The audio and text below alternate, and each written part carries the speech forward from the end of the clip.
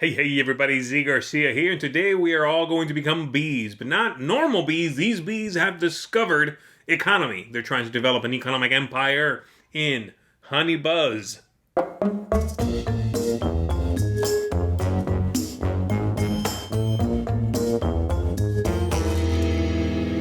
Honey Buzz here is a worker placement game or bee placement game in which you are going to be collecting tiles, you're going to be growing your hive, taking various actions, and trying to make the most points possible. You'll do that by selling your honey at the market, giving out orders to your forest friends, managing the different bees that you have at your disposal, all sorts of things.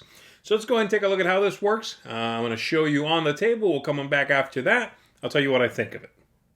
I'm going to be giving you a look at the board first, and then once I've explained more or less what everything is out here, I'll give you a look at a player's area so you see what that looks like. That should give you enough of an idea of how the game works. So the players are attempting to have the highest score possible. You're going to be making points from a few different areas out here, a few different things. You're going to be scoring your coins. You're going to be typically making those from what you have sold at the market, selling the different kinds of honey and selling pollen. You're going to score your leftover honey and pollen. If you have any of these left over, you'll get 1 point for each of those. You're going to be scoring points for the contests. If you are the first one to achieve one of these, you're going to get some points. Second place will get fewer, third fewer still. And then some are simply end of game, and they'll give you points, but not throughout the game, just at the end. So you'll get points for those as well. And then finally, you're going to get points for orders you have fulfilled, which are these down here. They have requirements down the side of what you must give that little character, and then they will reward you with some points and a bonus action below that stack. Once this order is fulfilled, we will reveal the next one below that. Now, the game's going to be over when 2 of these 3 stacks are gone, or 4 of these 5 columns have reached the bottom. Every time you make a sale over here, you will drop the matching type of honey or pollen that you have just sold. So let's talk about player turns. On your turn, you are going to do one of 2 things. You are going to either A, take a tile, or B, recall your workers. If you take a tile, you are going to put out some of your bees. I'm going to grab a couple of a colored bee here. Let's say I'm playing the pink bees. I'm going to put out some of these to one of these areas up here. I'm going to take one of these tiles. I'm going to add that tile to my hive, and then possibly trigger some abilities based on the geometry of those. We'll get to that, like I said, a little later on. If I am recalling workers, I simply take back all of my workers out here, put those in front of me with a little bonus action after that. Okay, so that's how that works. The trick is, if I go somewhere, let's say I go there, I'll take one of these tiles, put that in my player area, like I said, finish out my turn. The next player, let's say these are mine, the next player, if they want to go to that same spot, they're going to have to add 2 bees in what's called a bee line. You always add 1 more into a stack than the previous player. And in fact, if I want to go there again, I have to add 3 into their own bee line, not just adding 2 to this previous one, okay? And then I could take that action. Of course, as things are recalled, if I recall my workers, and eventually blue recalls their workers, then maybe yellow's next, they can go there for a single bee, right? So that's how that works. Let's go ahead and talk about what the different actions out here mean. I've gone ahead and rearranged what the board looks like so I can show you one player's area, again, pink in this case, and this is going to be based, by the way, on an opening card that all the players are going to use. So everyone begins with the exact same setup. In this case, this is the card here that every player will replicate in front of them, okay? And I'm going to show you this so that I can both explain what the tiles do, but also show you what the geometry, like I said, looks like, all right? The players are going to, normally when they take a tile, add it somewhere onto their grid here, onto their hive, but unless you create a new cell, which is one of these spaces completely enclosed like that, they are not going to trigger any abilities. Only when you do this do you trigger the abilities, and the ones you trigger are the ones around that circle. Be aware here that every time you place out a tile, it must touch yellow part, the yellow face to a yellow face. The oranges will never touch. The white ones at the end caps will never touch, all right? Those are the faces used to create the enclosures themselves. So that's what that looks like. Let's say then that we are going to show you all of these tiles by, again, taking an action. So if I go out here, I would take one of these. I can put it anywhere I want as long as the yellow faces are touching, and I might even do that. If I do that, I now trigger all of these symbols around the circle. You begin with one of each, of 4 of them anyway, and the other ones, of course, would be out here. So let's go ahead and put that back. Let me tell you what they all do. This one right here, when triggered, you get a new baby bee. You're going to put it right here, and when you recall your bees, you'll take this one back as well. You only begin with a couple of bees, and you need to gain the rest of them from taking that action there. This one over here is going to let you fly your bee around in this arrangement. Take a tile wherever you end up and add it to an empty cell where the wall configuration matches. So, for example, let me go ahead and do that again. Let's say I fly my bee around and I end up in this spot. Well, this one, you'll notice, matches the wall configuration of that spot. Hence, that's the kind of honey that fits there. I will put it there. Now it's a filled cell. Now there is nectar in it, okay? And that nectar spot will sometimes be filled with a matching and adorable little gummy nectar piece, or sometimes it'll be empty, right? I'll be spending this and filling it again and spending it throughout the game. So that's what that does. It lets me fly around this garden and collect the nectar so I can fill it into my hive. Sometimes you'll fly around and end up on a spot that has something you cannot place or simply an empty space. If that happens, you instead get 1 pollen, and this will be useful later on to complete some orders, but generally you want to sell it at the market up here, all right? So that's how that goes. This one over here at the bottom is going to let you go to the market, and you can sell all of one kind of thing at the market up here, and then that thing drops, or you can complete one of these orders, okay? This one over here is the fan action. It lets you put your little fan out on any one of your spaces and then fill all of the honey around that fan. In this case, just like I showed you, I would put that there, and then I can take the fan off. It's really just a visual aid to help you see where the honey, the nectar, is going to collect. Okay? We've got this one over here is simply going to make you 5 coins.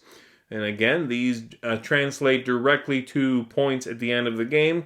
And then the last one is this one, which costs you 5 coins when you go there, but it is wild, and you can treat it as any of the other 5 when you activate it by making it into a circle. All right? So there you go. That's how the players' hives look and all of the abilities out here. So just to complete my example, let's say I did in fact take that towel. I put my bee there. I took it. I placed it right there. This wouldn't be here, of course. This would look like so.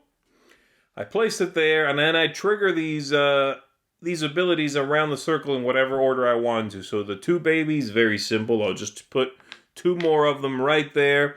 This one lets me fly around the hive and maybe get something. Now, I know I want that shape there, but it might not be near any of them. The first movement of my bee out here is free. After that, I pay 2 coins for each movement. So I think I'll go ahead and do it. Free, 2, 4. I'll go ahead and take that. You do begin the game with some coins, so you can spend those. So I would pay 4.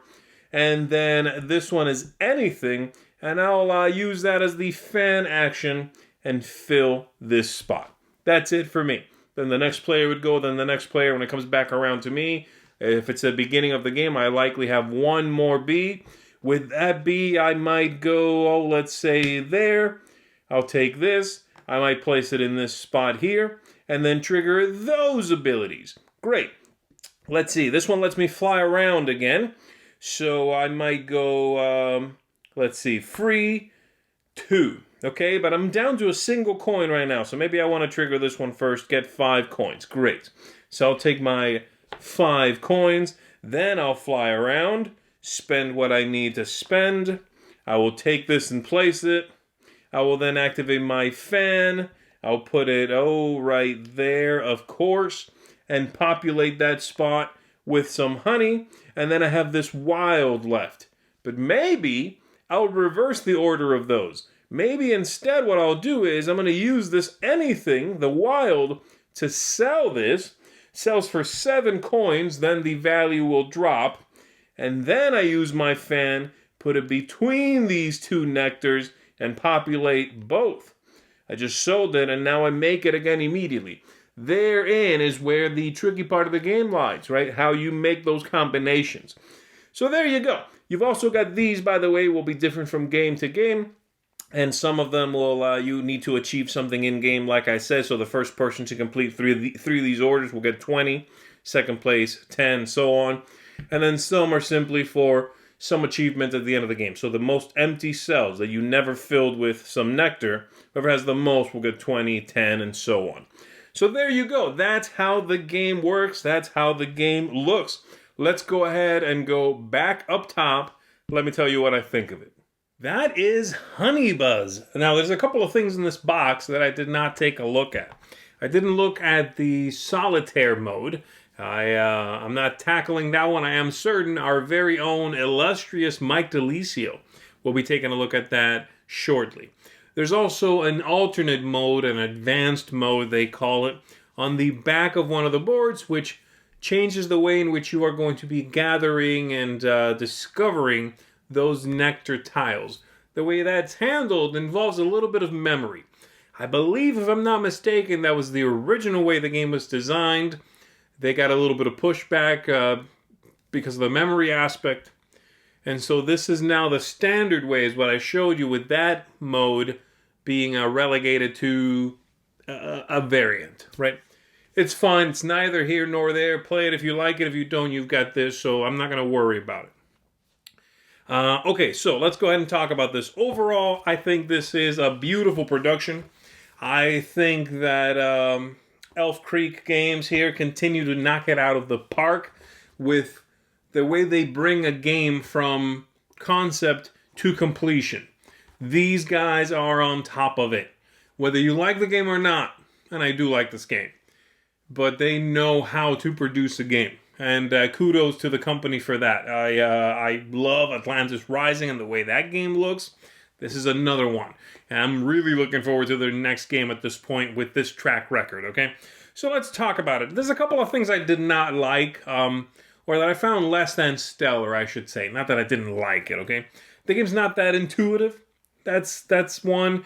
And then also it can suffer a little bit from groupthink, making it the game length quite pliable. Sometimes it can outstay its welcome, is what I mean to say, okay? Based on the way everybody is playing.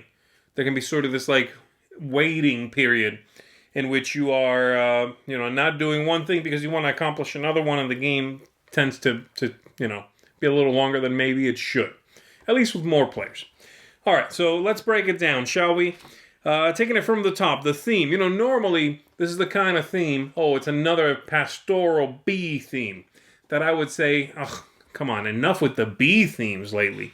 But in this one, they did some world building. They have their own rules in this world, and they stick to them. Does it make any sense? No, but that's 85% of board games. And I don't mean sense as in thematic sense to their own world. I mean generally sense. Bees, doing, tackling economics doesn't make sense, but they justify it. It's about that. You can use that theme to teach. It all makes sense in the box. So this gets a thumbs up from me. The aesthetics, superb. They're insane. The game looks amazing. There's not a lot else I'm going to say about that. Components are out of the park. Replay value here is pretty good. There are several equally interesting paths you can follow. There's a nice amount of discoverability from game to game in this, and even when you are familiar with those systems, when you know what's going on, you got the two sides of the board. Game scales well, down to 2 players, up to 4. There's that solo mode. I'm going to assume it's fine, but I don't know. And it's just interesting to keep coming back to. I think because the game is not intuitive, that first impression might be a little tricky. It gets better after that, right? And once you've put in the time, it reveals a lot of replayability. The game arc is okay. It does seem to... The cadence of the game seems to be quirky. The game seems to advance in spurts, and that is because your turn could be anywhere from putting out a B, or 2, or 3, whatever. Putting out some Bs, taking a tile, that's it. Or recalling, that's it. Or putting out some Bs and then taking a tile and then triggering like 5 things. All of which have their own repercussions and cascading effects and things like that. So, yes, it kind of, like, you're like, okay, just marking 10, and suddenly, whoa, and then you slow down, and then you, whoa, and it has that feeling to it. It's a little jarring. A little bit. It gets better if you're familiar with the game, right? But it is a little jarring at first. That's the game arc, the sort of flow of the game. It also sometimes, a 2-player game seems to sneak up on you sometimes, the game end, whereas a 4-player game seems to sometimes be really long. It's just tricky.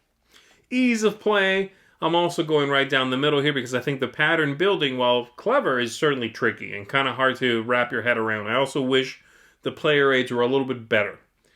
I am, by the way, nitpicking here. I want to make that very clear. I like this game a lot. Lastly, tactics, luck, strategy. Fantastic. It's a really clever game.